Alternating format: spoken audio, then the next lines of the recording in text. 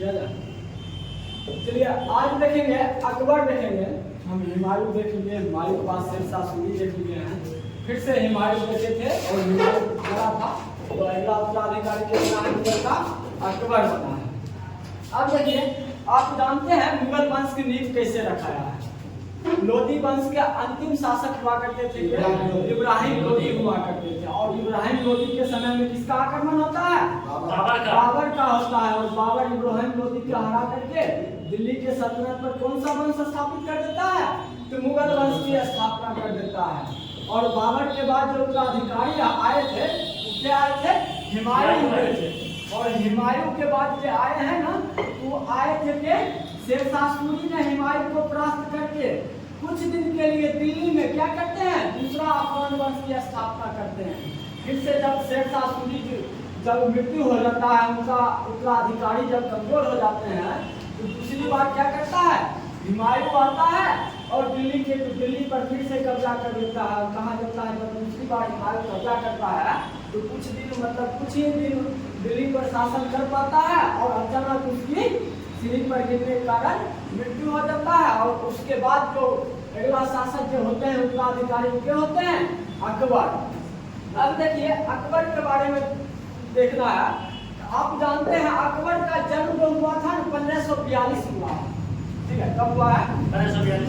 1542 हुआ है। ये अपने गद्दी पर जब बैठे थे ना मुगल गद्दी पर दिल्ली में 1556 में बैठे हैं। अकबर का प्रारंभिक नाम कहा जाता है, मूल प्रारंभिक नाम क्या था? बदरुद्दीन था। ठीक है, और इनका जन्म कब हुआ था? 1542 में हुआ है। कहाँ? राजा बीरसाल के महल में हुआ था। कहाँ हुआ था? राजा बीरसाल के महल में हुआ था। कहानी यह है कि आप जानते हैं शेरशाह सूरी क्या करता है? इनको कन्नौज के युद्ध में हराता है। कन्नौज और बिरग्राम के युद्ध में हराने के बाद हुमायूं क्या करता है? पंजाब की ओर भागता है। पंजाब की ओर भागता है तो वहीं पर जब क्या होता है, जब वो अपना जगह पर जाता है तो पंजाब के उधर जाता है। जब राजा बीरसाल है उन्हीं के महल में जब क्या रहती है? हमीदा बानो बेगम यानी हुमायूं की पत्नी जब राजा बीरसाल के महल में रहती है और उस समय हुमायूं की करते हैं तो भक्खरों के साथ युद्ध लड़ रहे होते हैं हुमायूं और हमीदा बानो बेगम का हम रहती थी तो बीरसाल के यहाँ, राजा बीरसाल के यहाँ। तो वहीं पर क्या हुआ? अकबर का जन्म हुआ था। ठीक है, राजा बीरसाल के महल में हुआ था। और इसका समाचार में कहा जाता है हुमायूं को सुनाया गया कि आपका जो है पुत्र हुआ है। ठीक है, और जब पुत्र जिस समय हुआ था हुमायूं उस समय युद्ध लड़ रहा था। और कहा जाता है जब वो अपना जब उनको अथी मिला था, पुत्र का समाचार मिला है जन्म कर, वो अपना मतलब खुशी मनाने के लिए अपना साथियों के बीच में कस्तूरी बांटे थे। कस्तूरी बांट करके उस समय उत्सव मनाए थे। क्या कि मेरा हमको क्या हुआ है? पुत्र का जन्म हुआ है। ठीक है, तब उसके बाद क्या करते हैं? हुमायूं आते हैं और हुमायूं क्या करते हैं?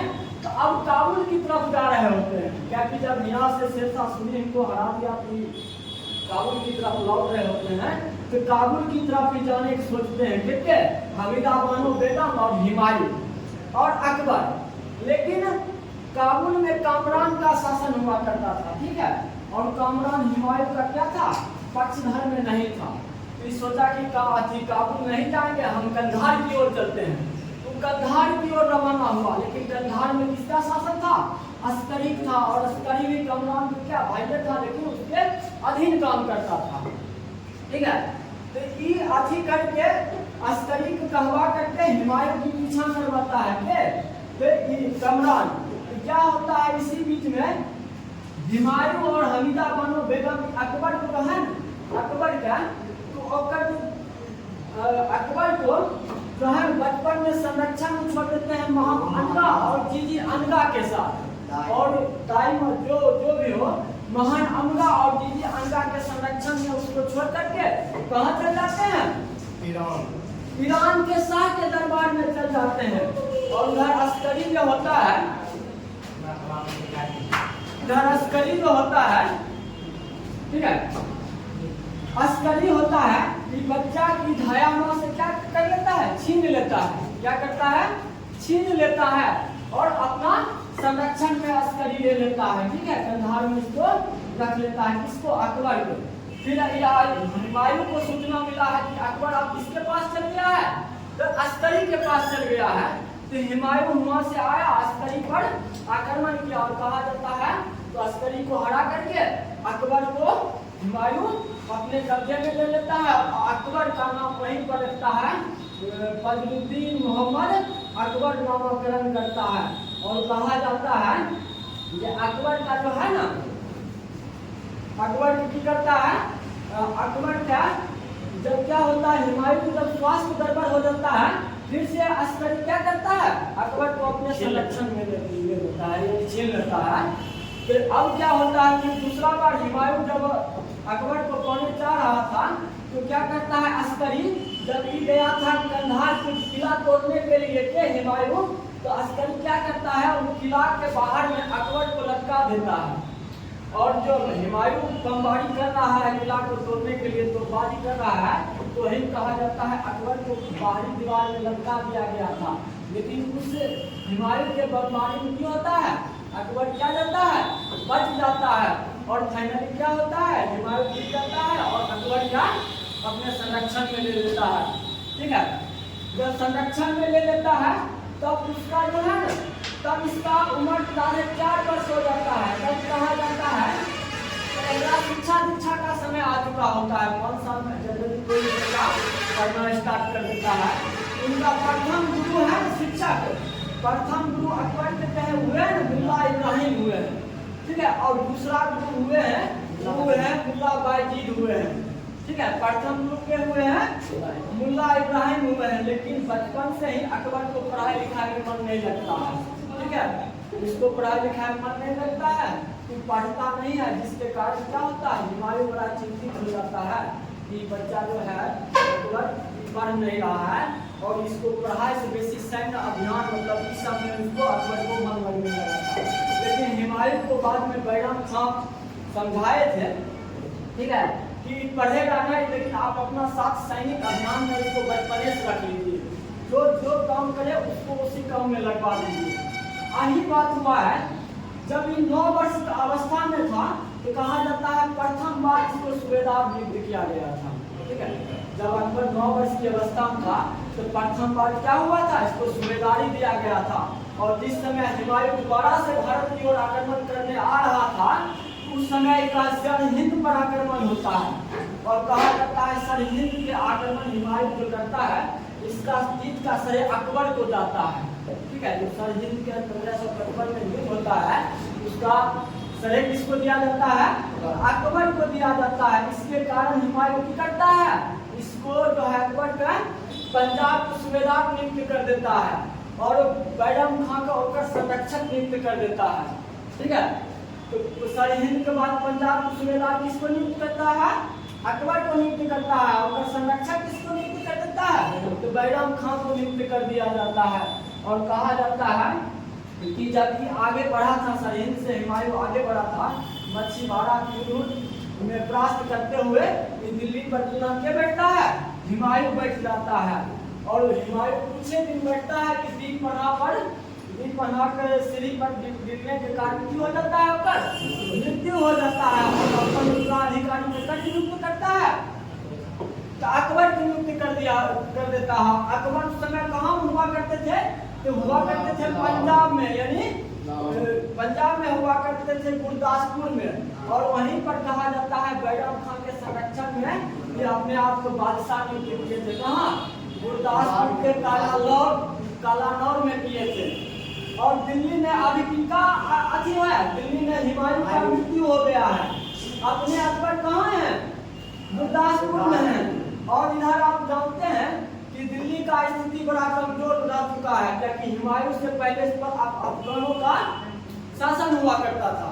इधर अफगान भी चाह रहे थे दिल्ली पर कब्जा करने के लिए।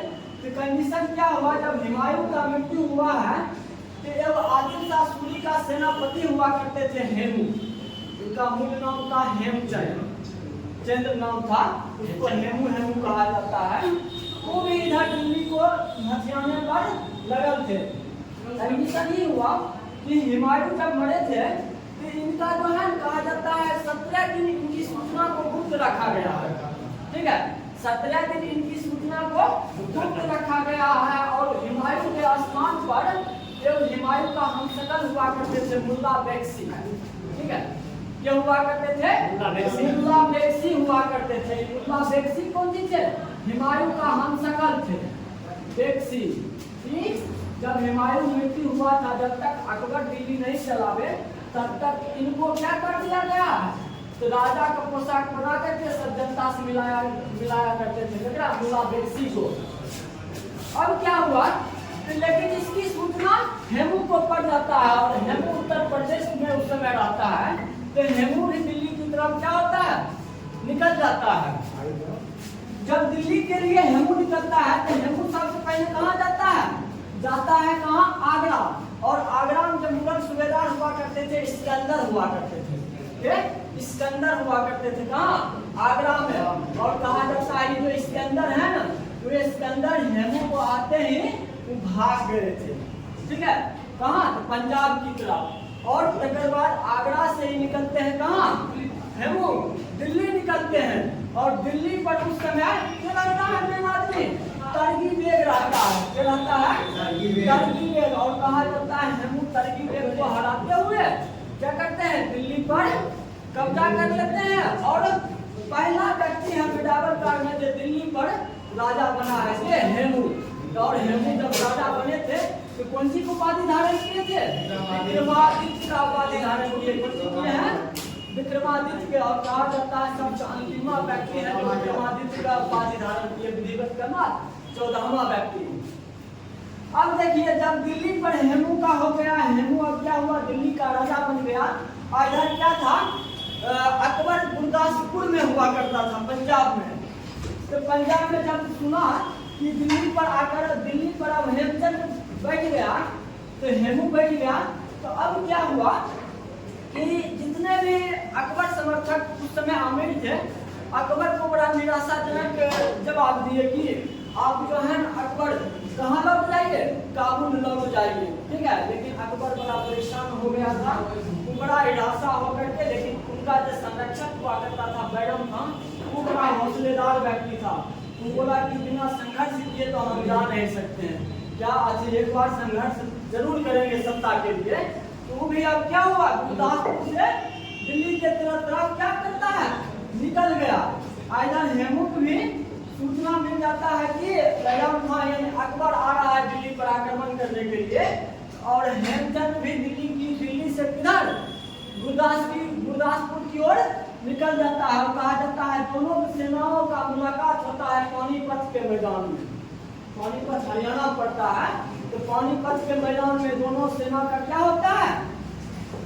मुलाकात होता है। जब मुलाकात होता है तो दोनों के बीच में 5 नवंबर 1556 क्या दोनों के बीच में युद्ध होता है। और कहा जाता है इस युद्ध को हम पानीपत का दूसरा युद्ध करते हैं। जो कब होता है? 5 नवंबर 1556 क्या। और यही कहा जाता है हेमू को है ना सबसे बड़ी है ऊपर सफलता का राज कि हेमू को पुर्तगाली की ओर से एक तोप मिला था। ठीक है, केकरा ओर से? पुर्तगाली की ओर से हेमचंद का हेमू को तोप मिला था। और कहा जाता है जब पानीपत के मैदान में दोनों सेना आमने सामने था, तो क्या करता है? मुगल की ओर से सेनापति कर रहे थे बैरम खान, और अफगान की ओर से क्या कर रहे थे? हेमचंद कर रहे थे, यानी हेमू कर रहे थे। और कहा जाता है प्रारंभिक क्षण तो ठीक है हेमू के पक्ष में रहा, लेकिन अंततः कहा जाता है हेमू का आंख में क्या हो जाता है? तीर लगने के कारण ये अंतिम रूप से पराजित हो जाते हैं। ठीक है, हेमचंद पराजित हो जाते हैं और दिल्ली पर के अवमुक्त हो जाते हैं, मतलब हेमचंद हार जाते हैं और दिल्ली पर पूरा के बैठ जाते हैं? अकबर बैठ जाता है। ठीक है, और यहीं से कहा जाता है जो अब जो मुगल जो बैठे हैं अकबर दिल्ली पर, तब जाकर मुगल क्या हुआ? अब दिल्ली की सत्ता को मतलब स्थायी करते हैं। इसीलिए कभी कभी कहा जाता है मुगल वंश के वास्तविक संस्थापक के हैं अकबर कहा जाता है, क्योंकि यहीं के बाद जो है मुगल अस्थायी प्रदान करता है। अब देखिए तनिक हेमचंद के बारे में जानिए, जो पानीपत के हेमचंद आया कहाँ से है। हेमचंद्र के पिताजी का नाम हुआ करता था पुरनमल। क्या हुआ करता था? पुरनमल हुआ करता था। और कहा जाता है राजस्थान में ब्राह्मण या वैश्य जाति से बिलोंग करते हैं, ठीक है। और प्रारंभ में भी शेरशाह सूरी का यहाँ एक पप्पा जब पुरनमल जो है ना, ये अनाज पहुंचाया करता था, ठीक है। तो वही जो है ना हेमू में क्या करते हैं, शेरशाह सूरी के लश्कर के जो होते थे, शेरशाह सूरी जो गुंडा होते हैं, ओकरा अनाज और पोटेशियम नाइट्रेट पहुंचाता था बारूद बनाने के लिए, ठीक है। वही बाद में ये करता है, तो बाद में हेमचंद 1540 आते आते ही रेवाड़ी चलाता है हरियाणा, क्योंकि वहाँ राजस्थान में एक मुगलों द्वारा बहुत सताया जाता है कि हरियाणा भाग के चलाता है। तो रेवाड़ी में आकर के पीतल तांबा इस सब बर्तन बनाने का कारखाना स्थापित कर लेता है के हेमचंद। और यही अति से देखते हुए शेरशाह सूरी के उत्तराधिकारी जो होते हैं इस्माइल शाह, वो ओकरा की करते हैं, अपन सलाहकार नियुक्त करते हैं। जब ओकर बाद होता है कि आदिल शाह सूरी ओकरा समय में की होते हैं हेमचंद सेनापति बन जाते हैं। और यही सेनापति जब आदिल शाह सूरी बनता है तो यही हेमू पानीपत में दूसरा युद्ध लड़ता है अकबर से, ठीक है। और कहा जाता है आदिल शाह की तरफ से हेमचंद तब तक हेमू क्या युद्ध लड़ा था, 24 युद्ध लड़ा था। और उसमें से कहा जाता है 22 को जीत गया था हेमचंद। और कहा जाता है हेमचंद विक्रमादित्य जब दिल्ली की गद्दी पर बैठा था तो विक्रमादित्य की उपाधि धारण किया। और अंतिम व्यक्ति है जो विक्रमादित्य का उपाधि धारण किया, विधिवत 14वां उपाधि धारण किया था। और जिस समय दिल्ली पर आक्रमण कर रहा था हेमू, उस समय दिल्ली पर जो प्रशासक हुआ करते थे उनके थे तरगी बेग हुआ करते थे। तरगी बेग को हरा करके ये दिल्ली पर क्या करता है, सत्ता स्थापित करता है। और उसके बाद क्या होता है, जब पानीपत युद्ध हार जाता है तब दिल्ली पर स्थायी रूप से शासक बन जाते हैं अकबर। और अकबर जब बनते हैं, कब बनते हैं, 1556 में। और कहा जाता है अकबर के बनाने में सबसे बड़ा योगदान बैरम खान का रहता है। लेकिन 56 से 60 के बीच में बैरम खान भी पतन हो जाता है। पतन का कारण था बैरम खान का पतन। तो बैरम खान जो थे ना, इन पर 3-4 आरोप लगाया जाता था। सबसे पहले कि अकबर जब बालिया अवस्था में था तो पूरा प्रशासन किसके नेतृत्व में रहता था, बैरम खान के नेतृत्व में। जितना काम है सब बैरम खान के नेतृत्व में। और इसी के कारण जो राज्य मुगल परिवार के जो बहुत सारे व्यक्ति जो थे ना, व्यक्ति या स्त्री जो थे, वो बैरम खान को बड़ा उपेक्षा क्या करते थे, ठीक है। जैसे जैसे अकबर बड़ा होते गया सब महिला मंडली लोग अकबर को भड़काते चल गया। इसी में कहा जाता है सबसे पहला आरोप लगाता है कि बैरम खान खुद कौन सी था, शिया मत का था। और कहा जाता है इस सुन्नी मत की बड़ा उपेक्षा करता था, ठीक है। बैरम खान कहना है औरत शब्द कहना है, मतलब चुंगली तो औरतें ला सकती है, ठीक है। तो यह औरत लोग को कहना था। और दूसरा आरोप ये था, ठीक है, शिया मत की क्या करते, शिया मत थे और इस सुन्नी मत की उपेक्षा करते थे। और यहाँ पर जो एक ढाया अकबर होते हैं, महामानगा, जीजीअनगा, आजम खां, ये सब जो है अकबर के अंदर भड़का रहे होते हैं। तब भड़का रहे होते हैं तो एक समय अकबर क्या हो जाता है, इनके प्रति बड़ा निगेटिव सोचने लगता है। और ये अपना एक शिक्षक होते हैं फिलहाल इस समय अकबर का, यार लतीफ, ये होते हैं यार लतीफ। और यार लतीफ को आदेश देते हैं कि आप जाके कहिए क्या बैरम खान को पद छोड़ने के लिए। कौन, यार लतीफ, ये लतीफ, ठीक है। यार लतीफ अकबर का शिक्षक होते हैं इस समय। वो कहते हैं क्या, आप जाके बोलिए बैरम खान को छोड़ने के लिए। तू बेचारा ये अपने आप को बड़ा घुटन महसूस करता है, हमसे निचलका आदमी की बात मान करके अकबर हमको पद से निकाल दिया, नहीं होता है बड़ा। तो यही कारण गुस्सा होकर के चल गए थे, मतलब कहाँ भाग रहे थे। तो एक सैनिकों पकड़ के लाया था अकबर के पास। तब ना अकबर इनको 3 चीज की अच्छी देता है, एक चंदेरी की जिम्मेदारी पहला ऑप्शन में, और एक कहता है या तो आप राजा के सलाहकार बन जाइए और तीसरा कहता है या तो आप मक्का चल जाइए, मक्का मदीना। तो तीनों में वो क्या करते हैं, मक्का मदीना जाने के लिए शर्त पर तैयार होते हैं। और कहा जाता है मक्का मदीना की तरफ जा रहे होते हैं तब ओकर मुबारक खान रोहानी ने ओकरा हत्या कर देता है, क्या बैरम खान के। और बैरम खान क्यों हत्या करता है, क्या कि मच्छी बाड़ा के युद्ध में यही बैरम खान था जो ओकरा पिताजी क्या करता है, मरवाता है। तो वही कारण बैरम खान क्या कर देता है, हत्या कर देता है। इधर जब अकबर बढ़िया से समझा कि नहीं सब पहला लोग हमको भड़का करके बैरम खान को पतन करवा दिया, तब अकबर क्या करता है, जब बैरम खान के जो पत्नी होती है तो ओकरा से शादी कर करके ओकरा पुत्र के अपने पुत्र की तरह पालन पोषण करते हैं। और उसका पुत्र का नाम क्या था, बैरम खान पुत्र का नाम अब्दुल रहीम। कौन था, अब्दुल रहीम। और यही बाद में खाना नाम से बड़ा फेमस हुआ था, ये बैरम खान का पुत्र था। ठीक है, तब कहा जाता है जब बैरम खान का पतन हो गया, कुछ दिन के लिए पर्दा प्रथा, पेटीकोट प्रथा इस समय शासन चला था, प्रभाव में अकबर रहा था। और कहा था कि पर्दा प्रथा या पेटीकोट प्रथा या हरमदर, ये सब कैसा मतलब होता है पर्दा प्रथा। इसमें क्या होती है, स्त्री जो राज परिवार की स्त्री है वो उसका इस पर नियंत्रण होता है। पर्दा मतलब पेटीकोटे प्रथा या हरामेदर का मतलब रहा स्त्रियों का वर्चस्व है। ठीक है, इसमें क्या थे, तो महामन अनगा थी, जीजी अनगा थी। ठीक है, और बाद आधम खां था। इस सब इस पर्दा प्रथा का के अंतर्गत था। और कहा जाता है अकबर भी इससे क्या हुआ, 1-2 साल के बाद उभर गया था। क्या हुआ, आदम खां की मृत्यु हो गया, तब धीरे धीरे सब जो वर्चस्व वाली महिला थी सबका मृत्यु हो गया। और अब अकबर जो है तो अपना स्वविवेक से क्या करने लगा, काम करने लगा था।